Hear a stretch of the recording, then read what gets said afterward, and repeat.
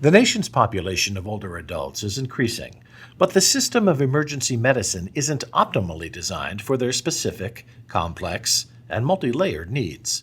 So what can the field do to better adapt to an aging population?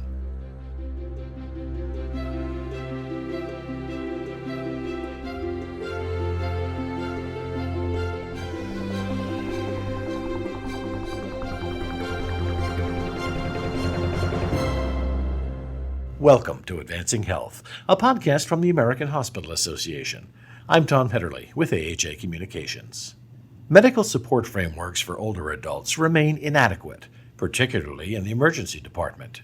In today's discussion about older adult care in the ED, Marie Cleary-Fishman, AHA's Vice President of Clinical Quality, is joined by Dr. Kevin Biese. Dr. Biese serves as co-director of the Division of Geriatric Emergency Medicine with the University of North Carolina School of Medicine. So, Dr. Biese, it's really nice to have you here today. And if it's okay with you, I'm going to go ahead and use Kevin, if that's okay with you. I appreciate it. Really excited today to have a conversation about older adult care in the emergency department and performance improvement. You know, two areas that are, not that the ED is not a love of mine, but two areas of my real specialty and where I find a lot of passion. And so I want to talk about this, and I'm really glad to be able to share this with our members because we've had some really great discussions. But maybe you could start by just giving a little general overview of your background, Kevin, and just sort of let people know what your specialty is and what your special areas of practice are, because you would do that much better than I do. So could you go ahead and give us a little overview?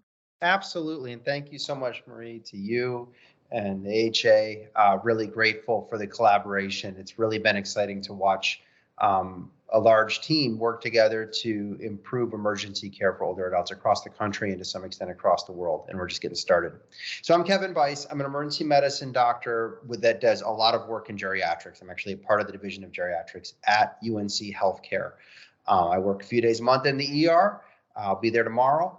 But I get to spend most of my time advancing emergency care for older adults. You know, it's based out of a clinical primary passion where I looked around as a resident and said, my goodness, what's happening here? I had left a shift after, at the end of 12 hours and saw an older woman on a cot in the corner and came back 12 hours later, same cot, same corner, same person. I didn't know as much about geriatrics as I do today, but I knew something was wrong. So as a result, working with groups like West Health and John A. Hartford, helping run our Health Alliance as the vice chair of our Senior Health Alliance, so our ACO and our Medicare Advantage type contracting agency at UNC. Lots of work all centered around when Miss Smith is having a bad day, or anybody in this country, how do we make that experience better for her and higher value for the entire healthcare system, but most importantly, something that goes better for her and her family. I love that, Kevin. I think I think we've all seen that older patient, right, on the cart somewhere in the ED or somewhere else in the hospital and health system. And I think, as someone who is heading to the older years in my life, I'm not there yet, but I'm heading there. I don't want to be that person, nor do I want a family member or anybody in my life to be that person. But the reality of what hospitals and healthcare systems are up against is sometimes that happens. So you're having that particular experience that sort of brought this to life and helped with your commitment is really, really fabulous. One of the things you talked about previously, and I really like to bring this to life, is the idea of the emergency department and the community. So, we know we don't want that individual person suffering in the ED, or we want that experience, and we can talk a little more about that. But could we start with your idea about the ED and its connection to the community? Because I think that really, when I heard you talk about that before, it opened new doors in my way of thinking that I hadn't opened before. Absolutely. I mean, I think the emergency department is where you go if you're having a bad day. It's where you go if you don't know where else to go, when you reach your limit. And that may be a clear medical emergency, a sudden heart attack, a big car accident. But it may just be when you don't know where else to access resources, when you don't know how to take better care of your loved one, when you don't know how to take better care of your mother, when you're not sure if she's super sick or not, but it's after 5 p.m. and you can't get a hold of your regular doctor. And it's where we go. It's open 24/7. Most people know where the emergency department is. They don't really want to go there, but it's the place where we go. And I think, from a UNC's perspective, it's really important to us that when our community comes to our emergency department, they have a good experience, that they feel cared for, that they know that their hospital, in this case UNC, is there for them. Of course, it transfers to everything else that we do at UNC. You wouldn't want to have an awful experience in the ER and then try and make up for that and the rest of the hospital stay or convince them, but no, our cath lab's really good. No, I mean, it's where you go when you're having a really tough day. And we're committed to making sure, as are the other 360 geriatric emergency departments across the country, that we try to make that as good of an experience as we can. Yeah, I love that idea. And I think that, in the recent past, we've sort of tried to direct people to other places in healthcare, which is the correct thing to do. But I love that you say when you feel like you're at the end of your rope and you don't know where else to go. That piece, I think, really brings the importance of the ED to life, in that there is somewhere you can go after hours when you can't get hold of your regular practitioner and when you just don't know what else to do. The ED is there. And so let's talk a little bit more about the geriatric ED and what does that look like. So for that woman that you recall so clearly in your mind on that cart, if she were to have come to a geriatric ED, even an ED that's certified, right, in geriatric care, and we can talk a little bit about that more, but what would that patient experience have looked like if that person was in a geriatric ED and had come through the community without necessarily all the resources?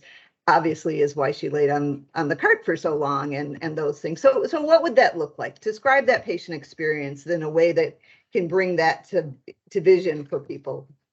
Yeah, thanks so much for asking. And for starters, she would not have been in a corner on a cot. She would have been in a room on a bed. And you would have seen a chair next to that bed with a big sign over it, metaphorically, that said, "Caregiver, please sit here. We want you here as a part of this journey." And probably a nurse or a physician bringing coffee to the caregiver, and if not appropriate to do that for the patient. You would have had some sound muting in that room so that it wasn't in the most deliriogenic place in the universe, which is the hallway of a busy emergency department. And you would have had paid some attention to making sure that the lights had dimmers, $12 dimmers. You don't have to redo the whole room. It would have been a more settling experience. Hopefully they wouldn't have been there 12 hours later, but sometimes that's unavoidable. I'm aware of the boarding situation, but the experience would have been taken into consideration the profound risks that vulnerable older adults, frail older adults face if they're left in sub-ideal conditions for a really long time. So to back up on that just a minute, I'm a very proud emergency medicine physician, and I'm even prouder of all the nurses and everybody else I get to work with. I don't think we're messing it all up. I just think that the system isn't designed right for the needs of our vulnerable older adults. Emergency departments figure out what's wrong and what's the algorithm I go on. You have had a heart attack, I know what to do. You broke your ankle, I know what to do. You've had a stroke, I know what to do. For a lot of our vulnerable older adults, the problem is multi-layered and often acute on top of chronic, and often with social complexity added in. And so there isn't an easy algorithm to infuse, and we do our best, but we miss the mark a little bit frequently in a system that isn't designed to assist us in reaching the mark. So a traditional emergency department, if the patient I took care of had fallen and hurt her arm, maybe she got a Colles fracture or a wrist fracture, would have made sure she didn't have a big heart attack, would have reset her wrist, would have put a splint on her, would have patched her up and probably done all the right stuff and sent her on her way. But a geriatric emergency department says, why did she fall today? Should we take another look at those medications, right? Like, oh, you're on a beta blocker from your regular doctor and your PCP, and you're telling me that when you stand up, you feel dizzy. Wait, warning, right? Who do you live with, right? How do I discharge you to home?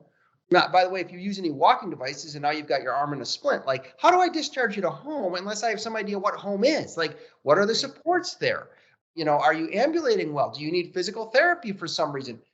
We have paramedic programs that go out and do home safety evals. It's a geriatric ED doesn't just respond to what occurred. It says, how do we use this unfortunate experience where you had a bad thing happen and here you are in the ER to make it less likely that you have an unfortunate experience next week? Almost as a form of secondary prevention, where we say, wait, falls aren't a singular occurrence. It's often a syndrome. How do we help you not fall next week? The last thing I'll say before turning it back over for a question is, and so a geriatric ED really does that in 4 ways.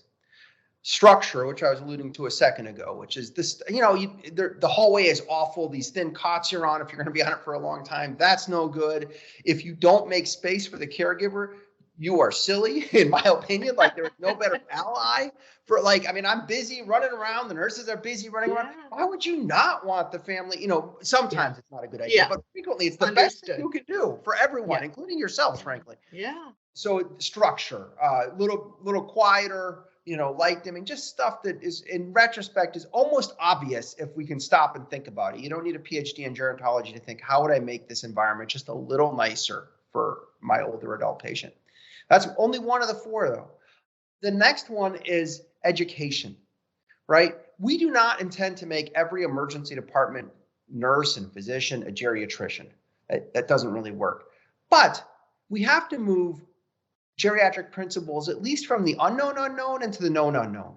We have to move it from, I think I'm doing a great job of older adults because I do it all the time. A lot of older adults go to emergency departments to, wait, there is something different about delirium. And what is that screening tool again? And how would I look that up? And how do I begin? So what you're doing is you're sort of tilling the soil to plant educational and QI interventions on top of it by creating awareness that just like a 2-year-old is not the same as a 40-year-old, and everyone in emergency medicine knows that.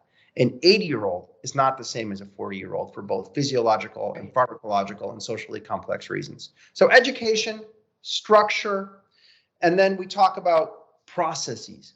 How do you automate screening processes so that if someone has cognitive impairment, you know it? So that if someone has advanced care planning, you know it? So that if someone is on boatloads of medications, you're aware of it and can make sure that there's a medication reconciliation taking place. And a lot of these processes, you'll notice, are really function around the 4 M's: mobility, medication, mentation, and what matters. And we had a 5th one in the emergency department: elder mistreatment. So you put in screening processes that sort of automate it so that you're not reliant on every nurse and every doctor thinking of these things all the time, but rather you're identifying them and then helping patients that need more help, either with the care manager, the social worker. Some places have a geriatric emergency nurse that might come in and help. And finally, connections with the community. For a long time, the emergency department was the front door of the hospital, and it still is. But the times they are changing, at least in a lot of the places I work. Hospitals are more full, we're short-staffed. We're not going to have, some hospitals have empty beds, but lots of them don't. And so we have to get much more precise about who's coming into the hospital. And in order to do that well for complicated patients, you've got to have alternative pathways. So you've got to connect to the community. So, for example, in California, their master plan for aging, which they've just released, geriatric emergency departments are a part of the master plan for aging. And its focus is really, how do you use this emergency department encounter to connect them to community resources like the Area Agency on Aging, or at UNC, we connect you with Meals on Wheels for appropriate patients.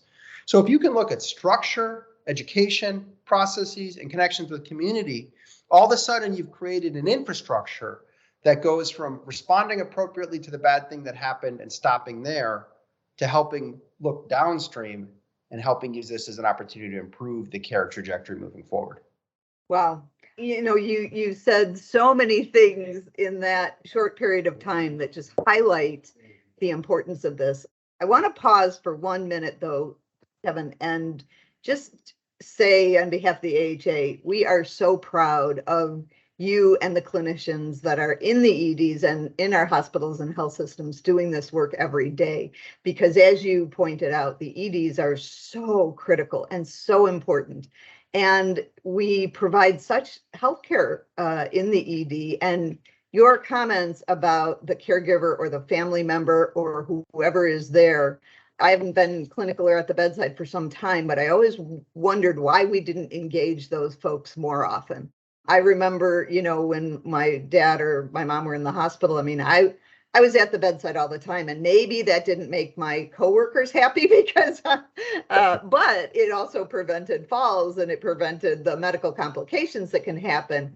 And it is so true. The direct caregivers are so busy and they're so overloaded these days. So I think, being a kind and generous family member and the little things that you do.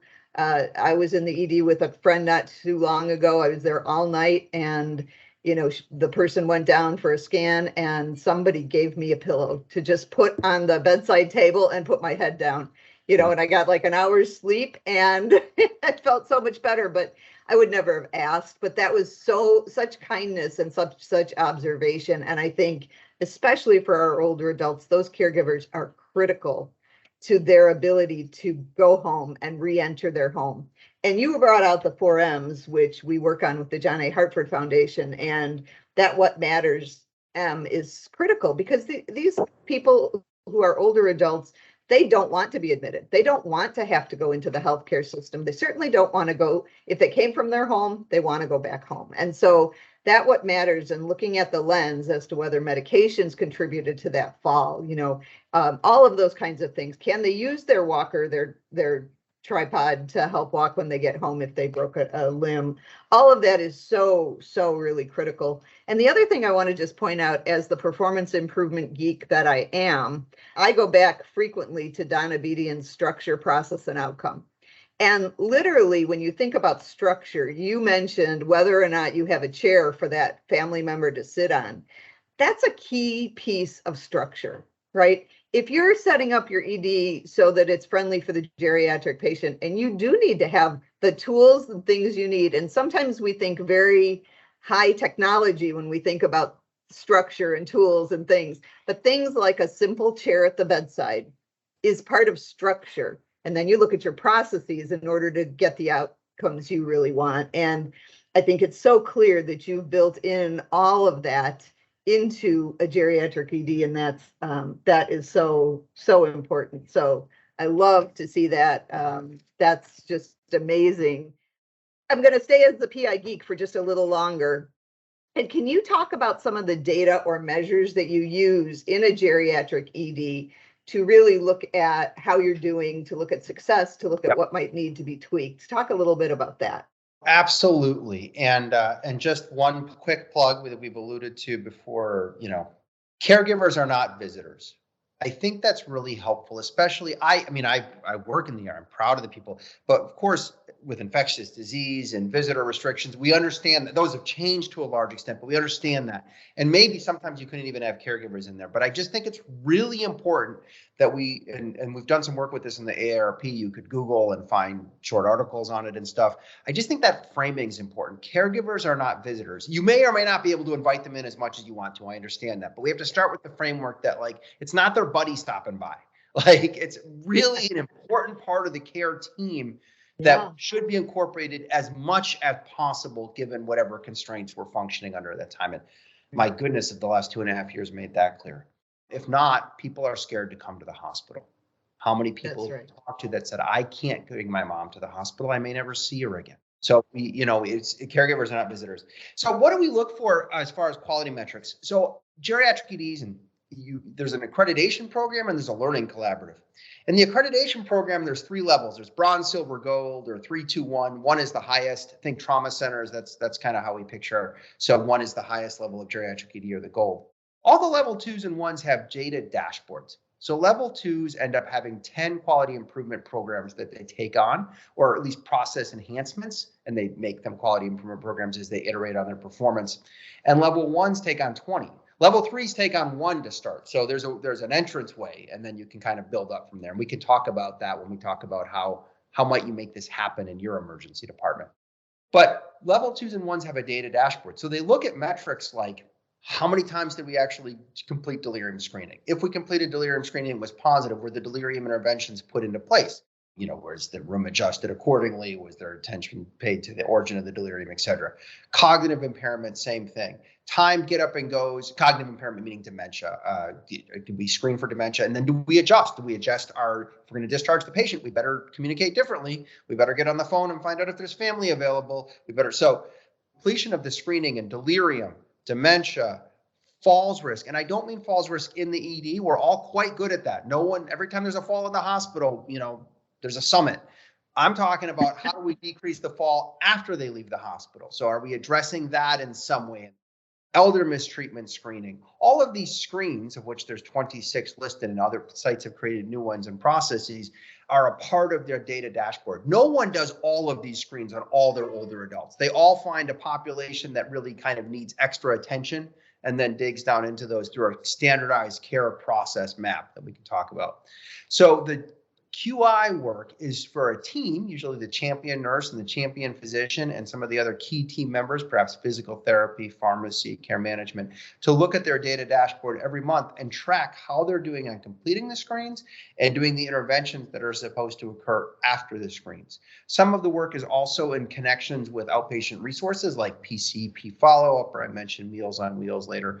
And so for those, the sites have some way of determining whether there was successful follow-up and was the patient able to connect with those resources. So that process then is continual quality improvement, because you put a process in place, you assess to see whether it's working, and you change it, and then you continue to tweak it. And it's been fun. We put the goals out there of what the EDs should do, and we've given them flexibility as to which programs make sense for them to start with. It's sort of like a buffet. You pick the items that make sense to you, and then have a requirement for the continuous quality improvement. And we've watched them over the last 3 years improve and improve and improve and build their way up and make it a part of what they do. That's awesome. I think the connection with continuous improvement, performance improvement, whatever language your organization uses, is so very important.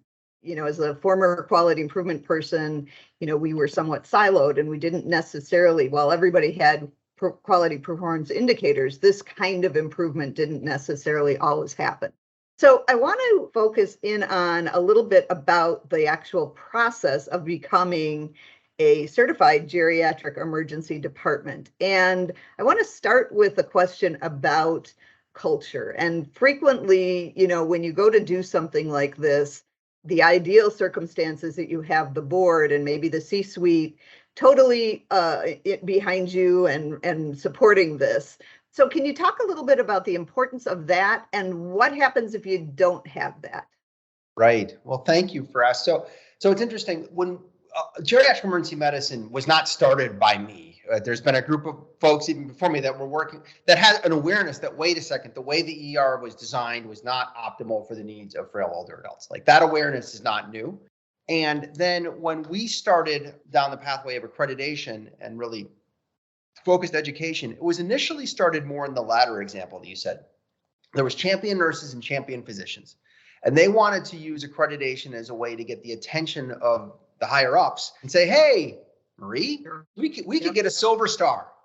But in order to get a silver star, I need to be able to get physical therapy to come to the ER. You can get paid for it. They can bill for it. But the answer can't be, well, we don't do outpatient visits. We're the inpatient team. When I'm thinking, gosh, you're right down the hall. Like, can't you come down to the ER and see this patient?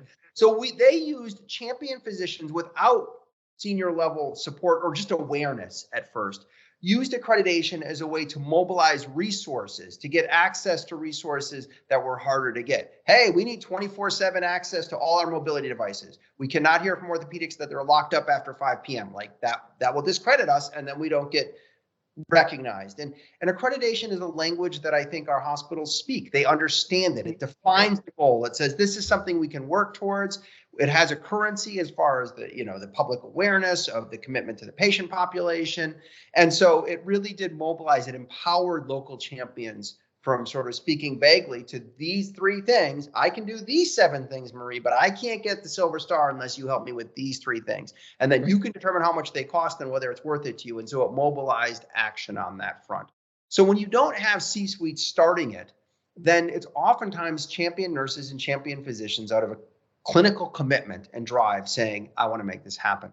Well, we've watched C-suite's beginning to engage in a different way. So, for example, one of our organizations, the Geriatric Emergency Department Collaborative, the Learning in Action, the GED-C is sort of like the IHI of geriatric EDs, and GEDA, the accreditation, is sort of like the Joint Commission of Geriatric EDs. So the GED-C has quarterly meetings with something called the Healthcare System Roundtable. And that includes Advocate Aurora, Mayo, Kaiser, Cleveland Clinic, Northwell, the VA system, and multiple other hospital systems. I apologize for any that I'm not, Yale and others that I'm not saying off the top of my head. And in each of those systems, the C-suite has said, this is an important system strategy for us. The VA has something like 40 geriatric EDs right now. Northwell has every one of their EDs is a geriatric ED. Advocate Aurora has like 20 out of their 26. Kaiser Permanente is putting it all across Northern California, and Southern California is following. In each of these systems, the C-suite has said, or someone has said, this is important to us. And then there's a central team whose job is to kind of like push the model across all the EDs. So we started with more of the clinical champion model, and then they could go to their bosses and say, wouldn't it be neat to get this recognition? Here's the support I need.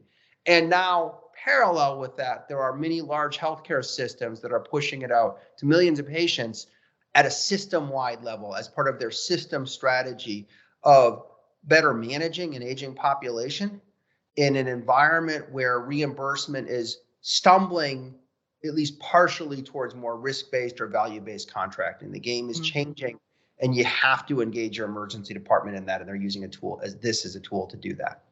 That's great. So you really can do this from the bottom up, the top down, or somebody right in the middle deciding that this is so important. Let's just start doing a few things and see where it takes us. Or you can have it be from the C-suite and the board involved and work down that way. So I think that that's an important message for our audience, because one of the things I'm sure people are going to ask from this is, well, I'm interested in this, but what do I do?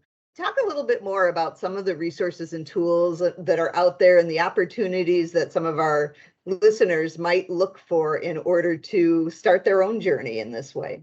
Absolutely. So if you're like, gosh, I wish our ED was kind of in some of these programs, I would do two things to start with. I would Google Geriatric Emergency Department Collaborative, and then I would Google, and I have no stock. Well, I have no stock that I'm aware of in Google, so I'm not pushing Google. I just don't know how to look stuff up.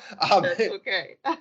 my kids recently said to me, Dad, what is an encyclopedia? But anyway, so I would Google Geriatric Emergency Department Collaborative, Google Geriatric Emergency Department Accreditation, Geriatric Emergency Department Collaborative, Geriatric Emergency Department Accreditation, and you will find a lot of stuff that makes a lot of sense to you. In the accreditation, you will understand what's required to get recognized as a bronze, silver, or gold level geriatric emergency department.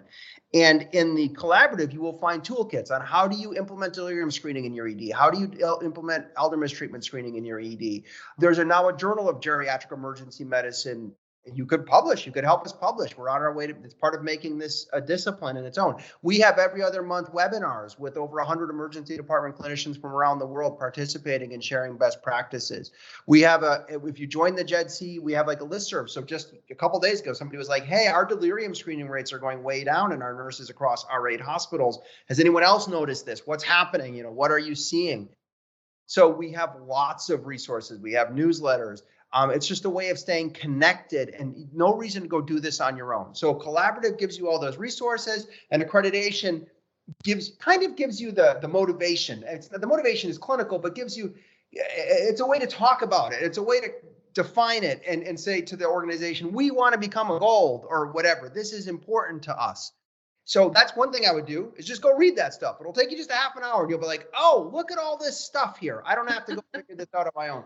And the next thing I would do is go find your champion nurse and champion physician in your ED. Go find those people that are like, yeah, hey, Sally or George or Harry or whatever. This speaks to your heart. So then you'll sit down and you'll scheme and you'll say, you know what, why don't we go talk to our CNO or in some other places, it's your CMO or whoever makes sense, and say, this would be important to her. This is something that she would resonate with. And all of a sudden you begin to create those inroads. It's really important to note that The majority of geriatric EDs are started without any external funding and without a significant budget line to start them out. To become a level 3, you need a champion physician, a champion nurse, one quality improvement process, mobility assist devices, and 24-hour food and beverages for the patient and caregiver, which doesn't sound like all that much. But what you start to do is you start to create cultural awareness. You've got the nurse and physician excited. They're doing new work. You're like, hey guys, we're going to do falls risk screening for helping people not fall after they leave the emergency department and we're going to connect them with physical therapy. That's our campaign. And what we see again and again is like people start doing that. It starts working. You make sure that in your organization, you share those positive stories. You want to share the positive stories. And all of a sudden somebody says, well, why aren't we doing more than just falls risk? And you begin to build the culture of excellence for serving older adults within your community. And you don't have to go to your boss and say, can we hire 3 new people?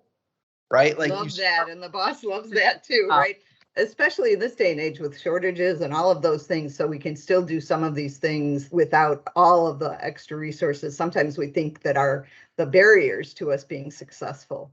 Kevin, I'm going to read off a couple of statistics, key statistics that I think really, as we come to a close here, will really set the stage for this and really give us the why. And that is, so an estimated 10,000 baby boomers turn 65 every day, increasing this need dramatically. The nation's emergency departments are on the front lines of providing that care to an aging population, with an estimated 20 million people 65 and older visiting the EDs each year. 60% of Medicare patients admitted to the hospital come through the emergency department, including readmissions, right? Because of falls and because of delirium and all of those things that happen. Those falls, 3 million ED visits, 982,000 hospitalizations or transfers, and over 34,000 deaths. These numbers are staggering, and they're only getting bigger and bigger and bigger as we all look at living longer, which is great, but living with all of these things as well. So we look at this as a significant increase from about 16 million emergency department visits in 2001, going to keep rising, and we're expected to double that number to 98 million by 2060.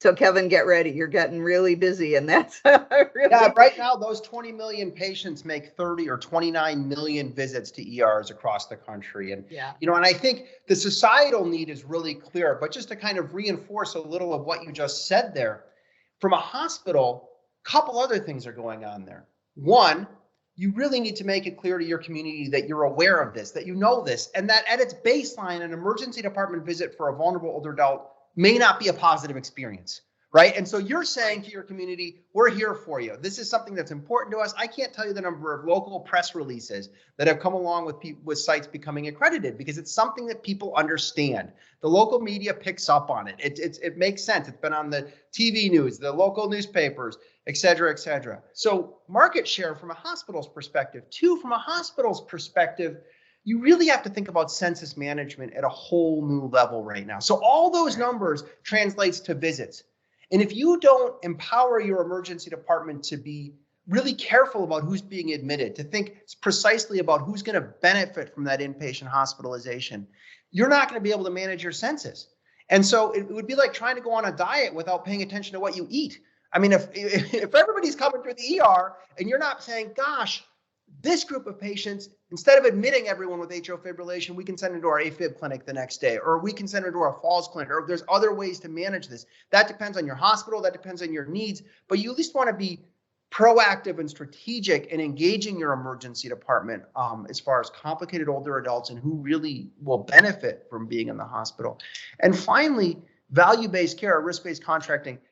In the hospital system I work at, we still primarily pay our bills on fee-for-service, but there's an increasing number of our patients that we are on the hook for what is spent on them. And again, how could you do that without paying close attention to who's being hospitalized and creating alternatives? So everything you just said is, of course, spot on for a staggering number of older adults. And by the way, this is what winning in healthcare looks like. If everybody died at a young age, we're not doing a good job. So this is fantastic. They have so much to offer our society. This is what winning looks like. But there's going to be a staggering number of visits. And both for our society and also, in my opinion, for our healthcare systems, We have to be proactive and strategic and thinking about how we optimally manage for the patient and for our entire system those emergency visits, to treat them right while they're there and connect them with the next highest value setting of care that matches that patient's values and connects them with your organization's resources. Beautifully said, Kevin. This has been an amazing opportunity, an amazing conversation. I just want to close out by saying that this strategically aligns very, very closely with the American Hospital Association's strategic plan and the priorities we have for value-based care, for improving the patient experience, for improving population health. So for all of the things, equity and diversity, I mean, I could go on and love to hear this. The other thing is, if folks are interested in participating with age-friendly health systems, the American Hospital Association is partnered with the John A. Hartford Foundation, the Institute for Healthcare Improvement, and the Catholic Health Association. All of that is free to anyone who wants to participate. Please reach out to myself, Marie Cleary-Fishman at the AHA. We'll be happy to connect you with the folks leading that. And that connects very, very strongly with what Dr. Biese has talked to us about today. So, Kevin, thank you so much for an amazing conversation today and for being such a spirited champion for the older adults in our nation and outside of it. And we really look forward to having AHA partner with you and work more on getting the word out about our geriatric EDs and the certification process, the accreditation process, and all the amazing things that are going on. Thank you so much. We are grateful for the opportunity and look forward to future collaborations. Thank you.